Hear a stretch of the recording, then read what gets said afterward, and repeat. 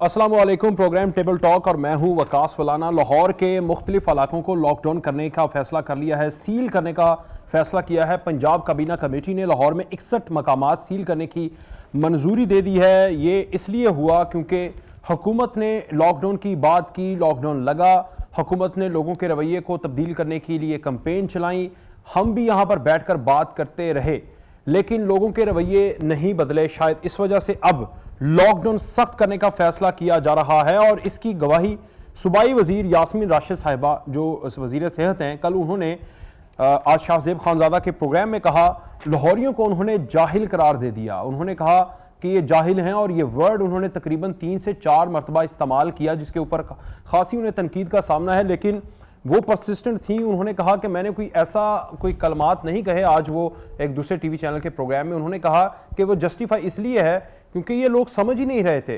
अभी ये कहना कि बीमारी है ही नहीं, वायरस है ही नहीं, ये सिर्फ डॉक्टर्स फैला रहे हैं, पैसे मिल रहे हैं, इंजेक्शन लगा के मारा जा रहा है, दूसरी बीमारियों को भी इसमें शामिल किया जा रहा है, ये सारी चीज़ें आपने भी सुनी होंगी, हमने भी सुनी हैं।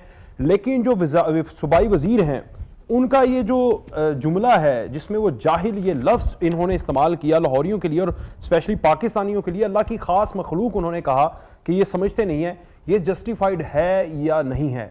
ये बड़ी डिबेट शुरू हो चुकी है कि किसको जाहिल रखा गया, जाहिल हुक्मरान है या कौम है जिसकी वजह से हुक्मरान है।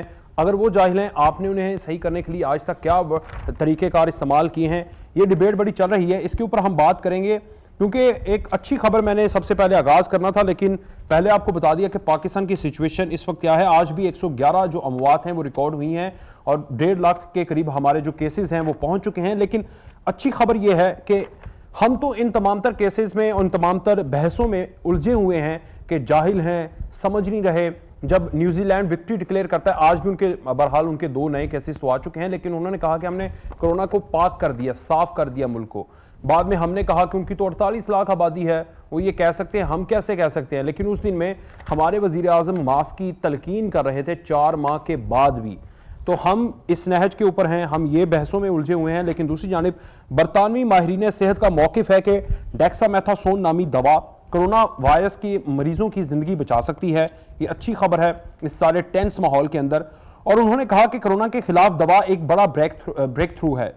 इसके जरिए वेंटिलेटर्स पर मौजूद मरीजों की जिंदगी को बचाने के इम्कानात भी बढ़ जाते हैं। और उन्होंने कहा कि ये दवा कीमती है, कीमत में सस्ती है, बआसानी दस्तयाब भी है। लेकिन ये दवा जिस दिन पाकिस्तान में आई तो एक्टेमरा जो 60-70 हज़ार में था वो 6 लाख में चला गया था। तो ये बरतानिया में तो सस्ती है, लेकिन अल्लाह ना करे ये पाकिस्तान में आए और फिर इसकी कीमत भी कहाँ पर हो, ये नायाब भी हो जाए। आज वज़ीर आज़म इमरान खान कराची का दौरा भी करने जा रहे हैं और वहां पर पिछले साल तो उन्होंने 162 बिलियन का एक पैकेज दिया। मुस्लिम लीग जो MQM है, वो इनके साथ नाराज रही और MQM काफ़ी मरतबा डिमांड करती रही कि जो आपने वादे किए थे उसको पूरा किया जाए।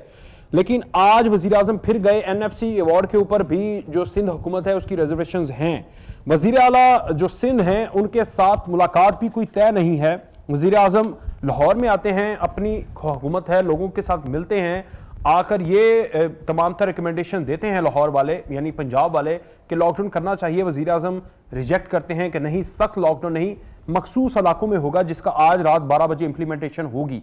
लेकिन वहां पर जाकर वज़ीर आला से मुलाकात तय नहीं है। अब पता नहीं वो मिलते हैं या नहीं मिलते। बहरहाल पहले भी वो काफ़ी दफ़ा गए हैं, मुलाकात नहीं करते। तो फिर वफाकी हुकूमत जो बड़ा भाई या बड़ा बाप, जो बाप के तौर पर उन्होंने रिएक्ट करना है सियासत के अंदर, वो नहीं कर रहा। बाद में पार्लियामेंट में इजलास भी हुआ, आज 10 मिनट के लिए मुलतवी कर दिया गया और एक लम्हे पर ऐसा लगा कि मुराद सईद और जो अपोजिशन है वो बहुत ज्यादा आमने सामने है। अगर आप लोग ये रवैया रखेंगे तो फिर यास्मीन राशिद साहिबा सूबाई वजीर का ये कहना कि कौम जाहिल है, तो फिर आज हम पता करते हैं कि कौन जाहिल है। राना एहसान अफजल साहब मुस्लिम लीग नून के रहनुमा और फैसल याद जवाना साहब पाकिस्तान तहरीक इंसाफ से हमारे साथ मौजूद है। बहुत शुक्रिया आप दोनों का।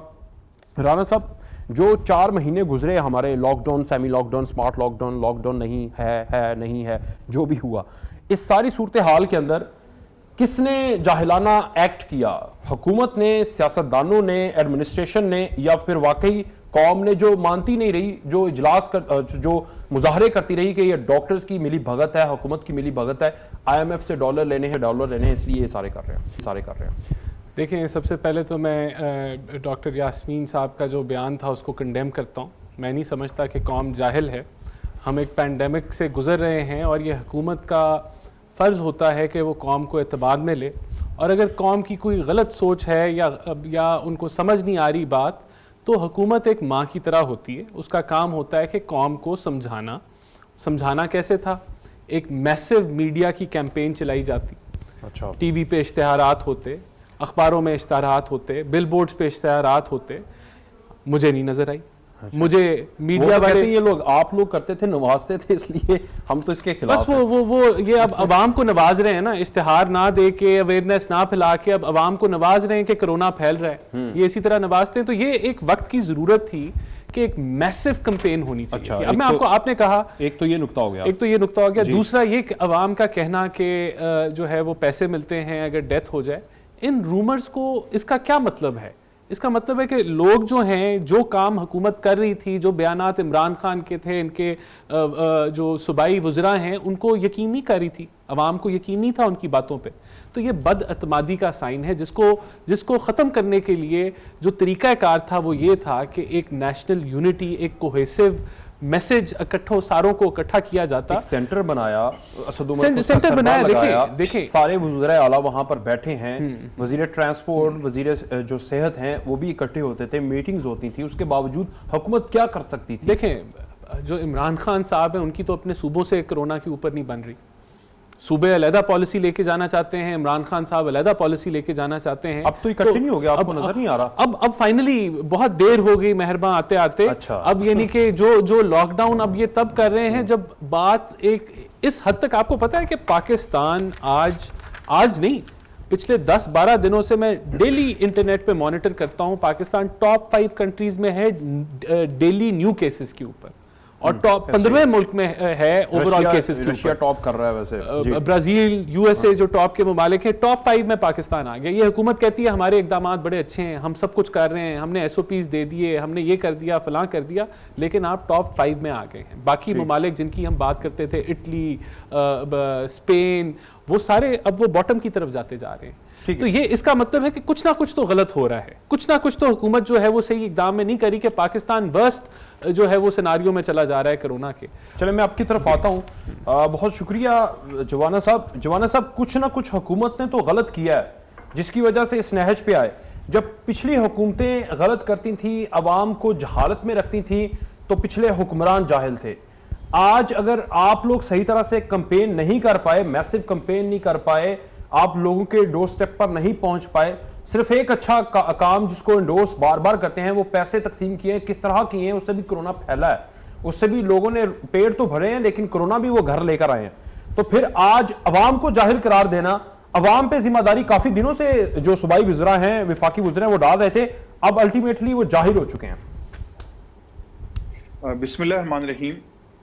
ये बात दुरुस्त है कि ये किसी को भी अख्तियार इस बात का नहीं कि वो किसी शख्स को, इवन वो जहल भी हो तो उसको जहल कहा जाए। मैं ये बात जो इसका क्या मतलब है जी? इसका मतलब ये है कि आप किसी को जहल नहीं कह सकते, और आपको पास ये अख्तियार नहीं। अगर आप कोई पब्लिक ऑफिस होल्ड करते हैं तो आपके पास ये अख्तियार नहीं कि आप किसी को जहल कहें।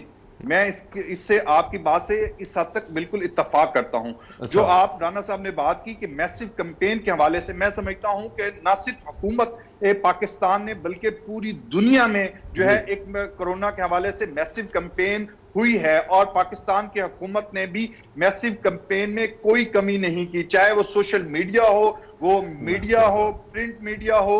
आपके चैनल को इश्तिहारात मिले जी कोरोना के हवाले से अगर बात की जाए, मैं कहता हूं कि मैसिव कैंपेन के हवाले से, और न सिर्फ हुकूमत वक्त ने बल्कि हर शख्स ने जो है, जो उसका लेवल था, उसने अवेयरनेस एक दूसरे को देने की बिल्कुल कोशिश की है। अच्छा। इसमें हुकूमत का जो है बड़ा पॉजिटिव किरदार रहा है मैसिव कैंपेन के हवाले से।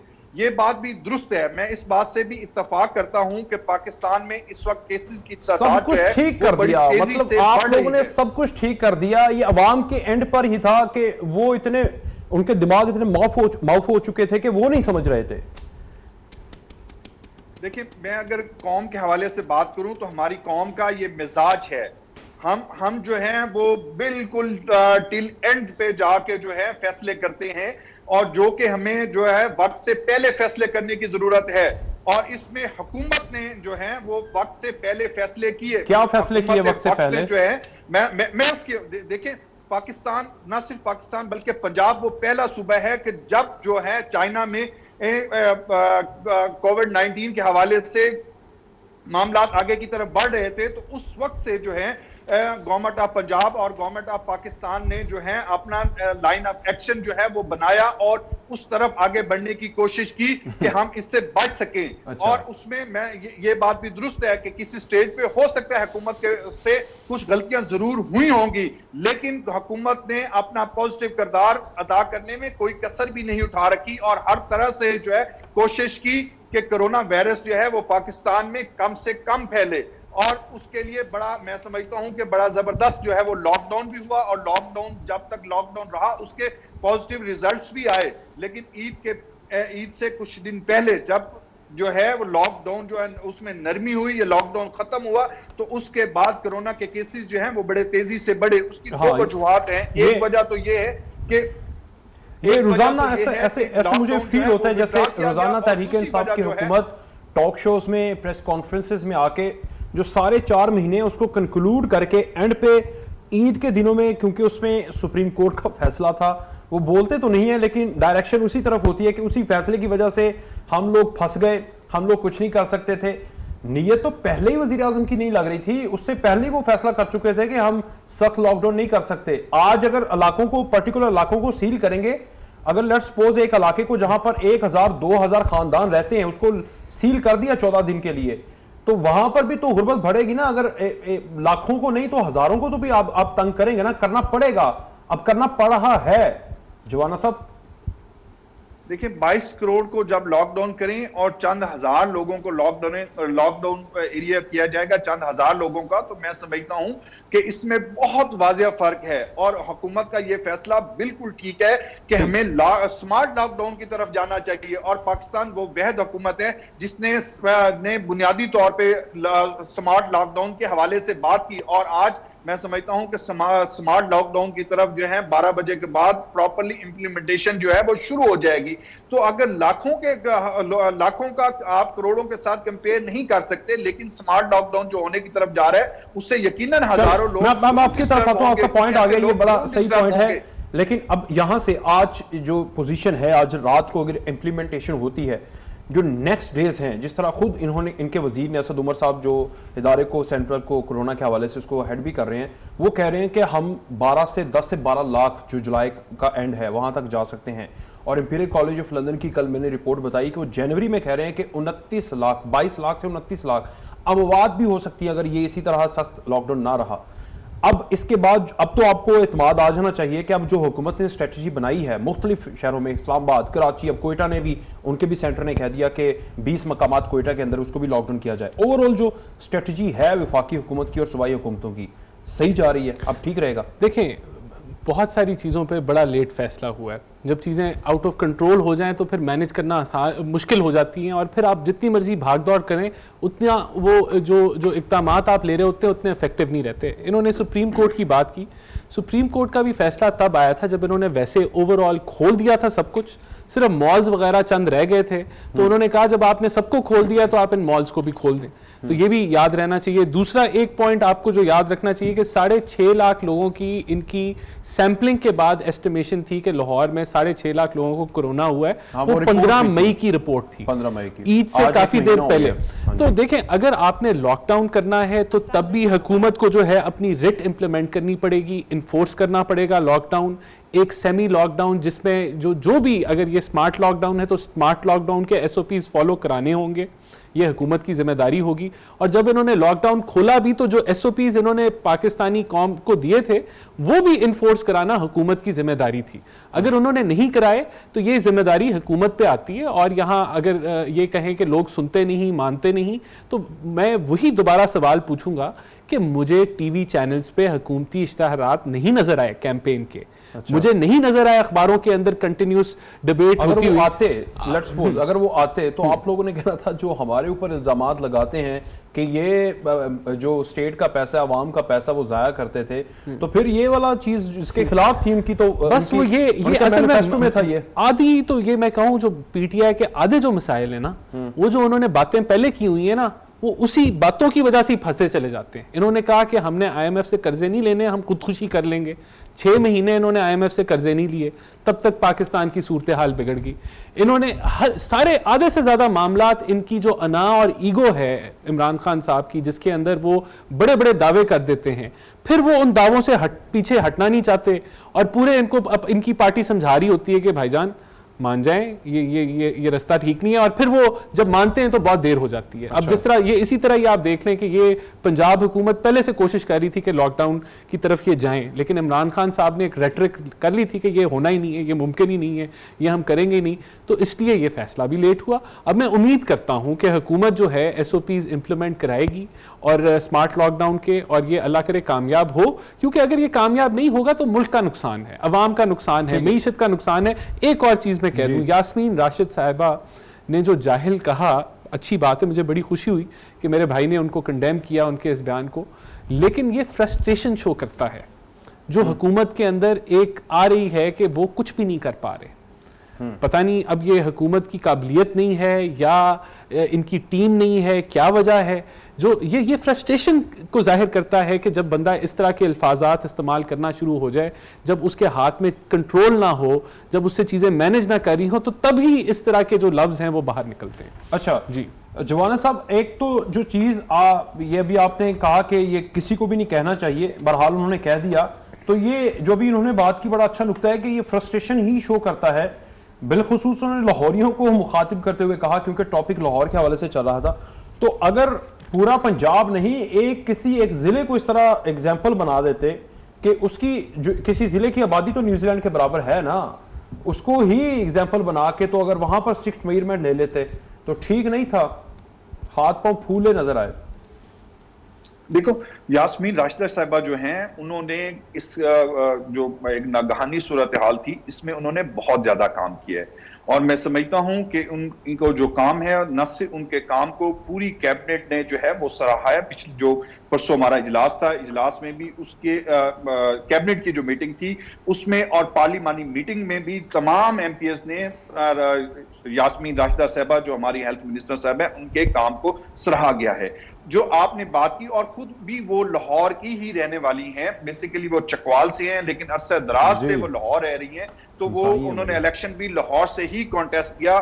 तो मेरे ख्याल में जब उन्होंने इस कॉन्टेस्ट में बात की, तो वो खुद ही इसकी वजाहत कर सकती है। मेरा जो पॉइंट ऑफ व्यू है वो मैंने बता दिया कि अगर कोई भी ऑफिस होल्डर हो तो उसको ये इस्तकाक नहीं कि वो इस तरह के अल्फाज जो है वो बड़ी अच्छी चीज है। इसी नुक्ते पे मैं ब्रेक लूंगा। ब्रेक के बाद हम बात करेंगे कि अब वजीर आजम इमरान खान, उनके 2 सूबों में हुकूमत है, तीसरे में वो इत्तेहाद में है, बलूचिस्तान में। अब जो बाकी रह जाता है वो सिंध है, वहाँ पर NFC अवार्ड के इशू चलते हैं, वहाँ पर लॉकडाउन के हवाले से इश्यूज चलते रहे, अब वो सेटल डाउन हो चुके हैं तकरीबन।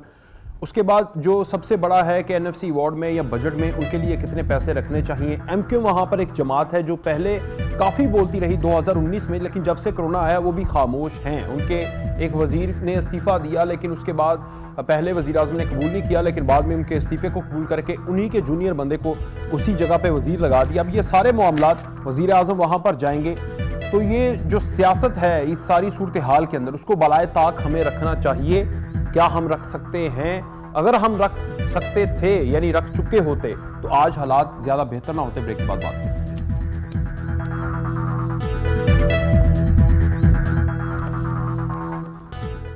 Welcome back. राना साहब, ये वज़ीर आज़म जाएंगे आज कराची में, क्या समझते हैं? पहले मैं उनसे पहले पूछना चाहता था, लेकिन आपसे पूछूंगा, क्या समझते हैं, क्या लेकर जाएंगे और क्या देकर आएंगे? पहली बात तो ये कि कौम को शुक्राने के नफल पढ़ने चाहिए कि वो कराची जा रहे हैं। उनको कराची से आने में भी कराची याद नहीं आया, उनको कोरोना में भी कराची याद नहीं आया, बल्कि कोरोना में तो मैं समझता हूँ वो इस्लामाबाद से ही शायद नहीं निकले, ईद के दिनों में शायद नथिया गली गए हुए थे, लेकिन बाकी जो पाकिस्तान है उधर उन्होंने जाने की या चक्कर लगाने की जो है वो इतनी काविश नहीं की, उन्होंने समझा नहीं कि ये ज़रूरी है। अच्छा। शायद वो यही समझते हैं कि जो 25 किलोमीटर इस्लामाबाद के हैं वहीं उनकी हुकूमत है और टीवी पे आके बयानात दे देना काफ़ी है।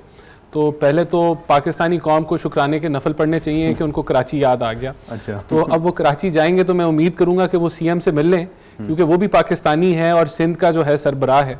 तो मैं उम्मीद करूंगा कि जिस तरह उन्होंने पहले कुछ 100 पता नहीं कितने अरब का पैकेज दिया था, और वो बातों में ही जो है वो जिस तरह ये बातों के ऊपर इमारत खड़ी करते हैं, वो भी एक जो है वो लॉलीपॉप थी प्लास्टिक वाली।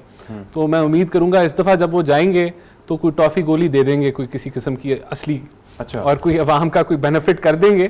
तो अल्हम्दुलिल्लाह ये बड़ी अच्छी बात है कि वो कराची जा रहे हैं। जवाना साहब, वो कराची जा रहे हैं, आखिर वो इस सारी सिचुएशन में, और जिस तरह ये राना साहब भी कह रहे हैं कि वो तो अपने रडार से बाहर नहीं निकले, उनको पहले जाना चाहिए था, पहले भी वादे किए पूरे नहीं किए, अब की बार क्या लेकर जा रहे हैं वो?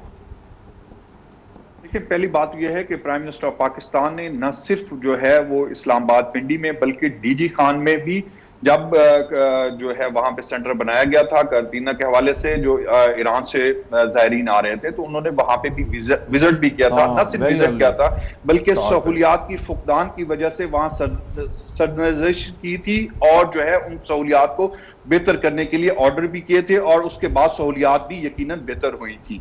तो ये कहना कि प्राइम मिनिस्टर ऑफ पाकिस्तान जो है वो इन दिनों निकले नहीं, prime minister of Pakistan Imran Khan साहब जो हैं उन्होंने मुख्तलिफ जगहों पे इसके दौरे भी किए, और आज जो वो कराची जा रहे हैं, तो मैं समझता हूं कराची जो जाना उनका यकीनन इस हवाले से खुशआइन होगा कि वहां पे जो आप बात करते हैं सिंध के हवाले से या सिंध के चीफ मिनिस्टर साहब के हवाले से, तो मैं समझता हूं कि पाकिस्तान में ये पहली दफा हुआ है कि एनसीसी में जो है वो न सिर्फ 3 सूबे, जहां पे 2 सूबों में पाकिस्तान तरीके इंसाफ की हुकूमत है, तीसरे में अलाइड हुकूमत है, बल्कि तमाम सूबों के, चाहे वो सिंध थे, तमाम सूबों ने इत्तफाक राय से जो है बहुत सारे ऐसे फैसले किए हैं, और जिसका जिक्र मुराद अली शाह साहब कई दफा खुद भी कर चुके हैं अपनी प्रेस कॉन्फ्रेंस में भी, और जो उनके तहफ़्फ़ुज़ात थे उन तहफ़्फ़ुज़ात का भी यकीनन वो शायद आपने एक हफ्ता पहले मुराद अली शाह साहब की प्रेस कॉन्फ्रेंस नहीं देखी, उसमें उन्होंने गिला किया, उन्होंने कहा कि वजीर आजम जब मैं बात करता हूं तो कहते हैं यस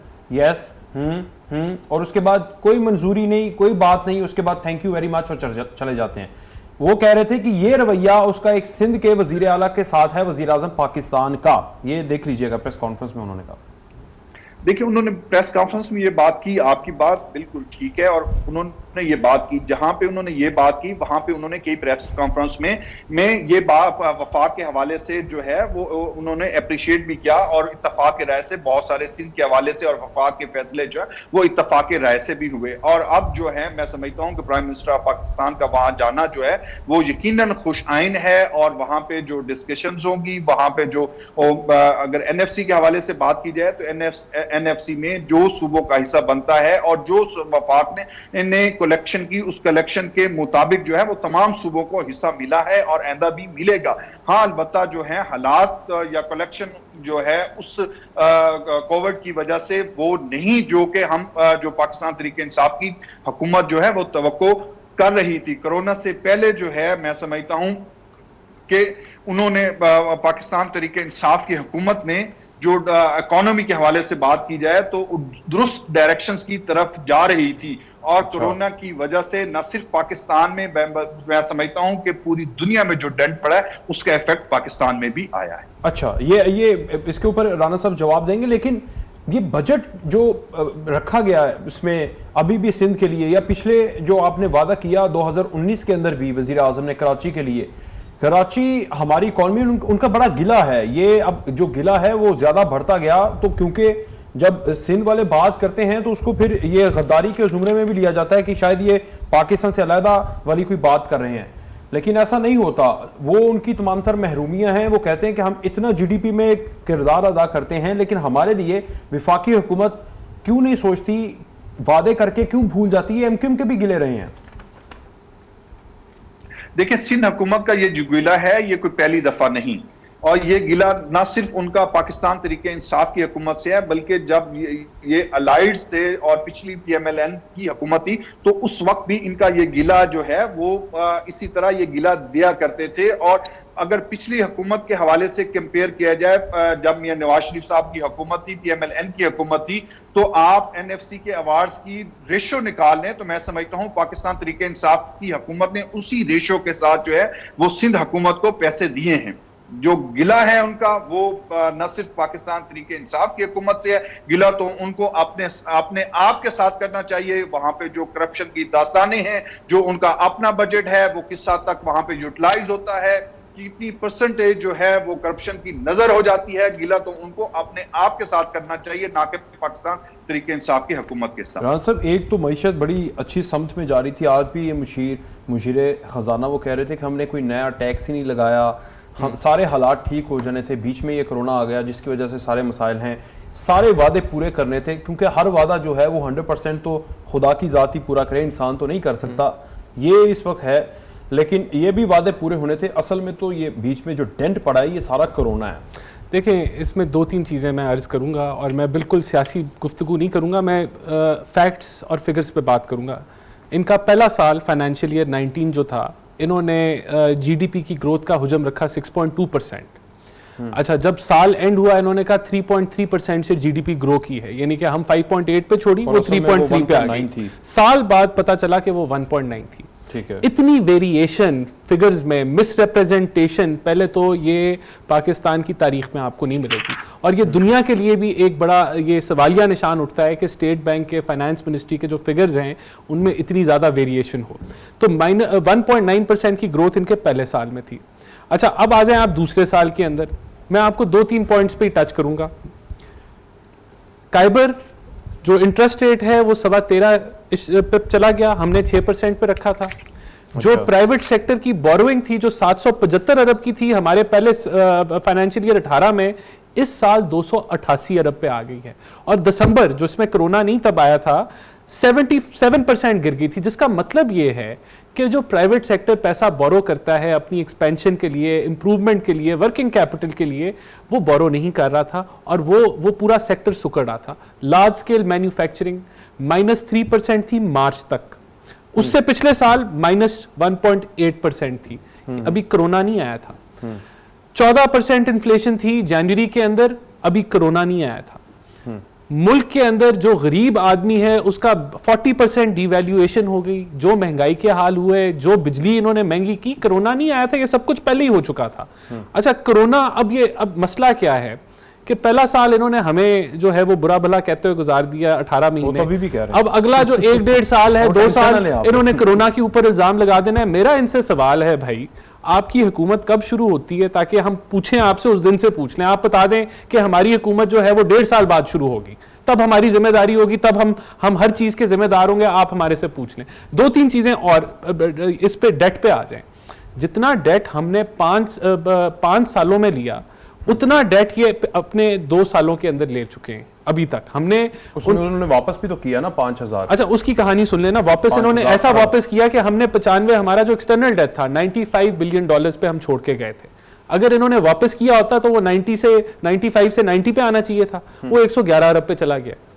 तो ये तो आप, अच्छा अब आप कंप्लीट डेट की बात कर लें। जो हम लोग छोड़ के गए थे 24,900 अरब के ऊपर, ये टोटल गवर्नमेंट का डेट था, वो आज आ गया आपका 35,000 अरब के ऊपर। अगर इन्होंने डेट वापस किया होता, जिस तरह ये बकौल, ये एक लफ्जों की हेर फेर है कि हमने डेट वापस किया तो टोटल डेट बढ़ क्यों रहा है? अच्छा, तो ये मैं आपका पॉइंट समझ गया जवाना साहब। ये सारी लफ्जों की हेर फेर, मईशतदान तो आप नहीं है, लेकिन ओवरऑल जो अगर एक आम बंदे की जिंदगी अगर बदल जाए तो ये पाकिस्तान के अंदर जो आम बंदा है उसको वो मईशत अच्छी कहेगा।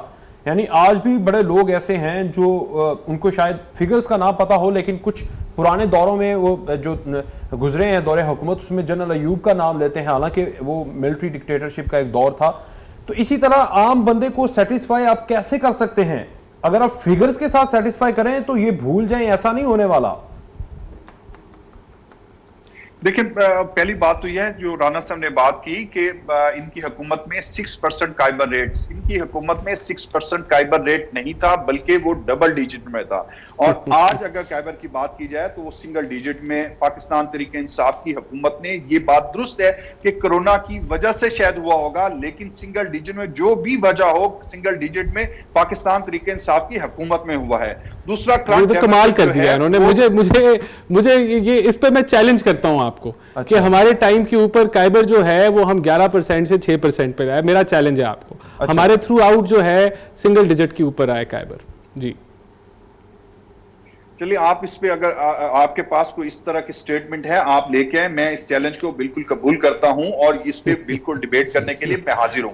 दूसरी जो बात है, आपके दौरे हुकूमत में करंट डेफिसिट जो था वो क्या था?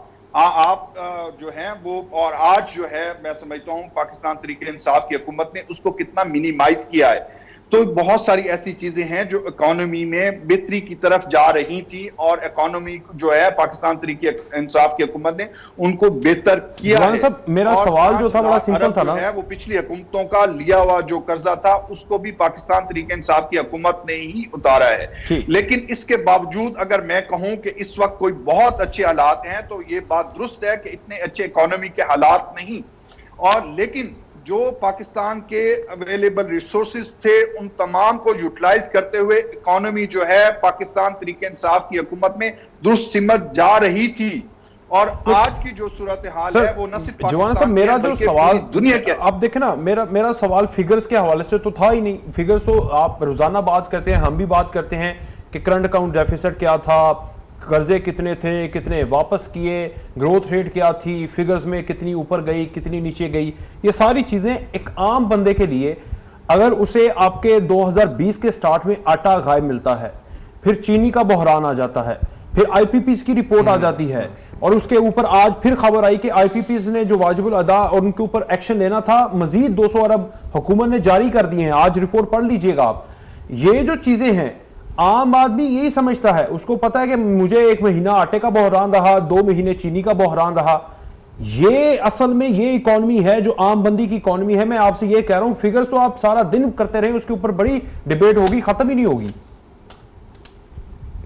देखिए, गुजारिश ये है कि अगर चीनी के हवाले से बात की जाए तो चीनी का जो आज मार्केट में अवेलेबल रेट है उससे कई गुना जो है इजाफा पिछली हुकूमतों में हुआ था। लेकिन आज जो रेट है, और 45 से 55 रुपए में 5 साल हमारी दौरे हुकूमत में बिजली का रेट रहा है। 110 रुपए भी जो है आपकी ही हुकूमत में था, और सुप्रीम कोर्ट के नहीं, जो है 110 रुपए रेट कभी भी नहीं था, की वजह से नीचे आया था। दूसरी बात यह है, दूसरी बात यह है कि आटे का और आटे के बुरान के हवाले से बात की जाए तो मैं समझता हूं कि हुकूमत पंजाब ने खास तौर पे, न सिर्फ पंजाब में बल्कि बाकी भी सूबों को जो है वो पिछले साल एक्स्ट्रा जो है वीट जो है उनको देकर जो है इस बुरहान को, पंजाब में तो खैर ऐसी सूरत हाल थी भी नहीं, बल्कि केपीके और सिंध के हवाले से अगर बात की जाए तो वहां पे भी पंजाब ने जो है वीट उनको सप्लाई दी। और आज 10 साल में सबसे ज्यादा जो वीट प्रोक्योरमेंट हुई है वो पाकिस्तान तहरीक इंसाफ की हुकूमत ने की है।